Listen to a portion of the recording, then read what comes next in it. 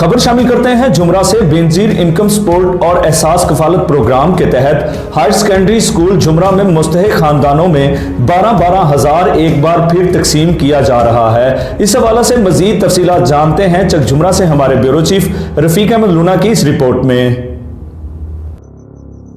Chak Jhumra Benazir income and Ehsaas Kafalat programme के तहत government higher secondary school Jhumra में कोरोना कोविड-19 की दूसरी लहर के पेश नज़र गरीब और मुस्तहिक खानदानों में 12-12 हज़ार की रकम तकसीम करने के लिए असिस्टेंट कमिश्नर चक जुमरा डॉक्टर ज़नैरा आफ्ताब और बेनजीर इनकम सपोर्ट प्रोग्राम चक जुमरा के डायरेक्टर शाहनवाज सरोया की जेर निगरानी बेनजीर इनकम और एहसास कफालत का फंड मुस्तहिक तक पहुँचाने के लिए government boys higher secondary school में स्टॉल लगा दिए गए, जहाँ गरीब और मुस्तहिक खानदानों की मदद करने के साथ साथ उनकी सेहत का ख्याल रखना भी इंतजामिया की जिम्मेदारी, जो कि इंतजामिया अपनी जिम्मेदारी से गाफल और कानून की धज्जियां उड़ाती नजर आ रही हैं। लंबी लंबी कतारों में खड़ी खवातीन,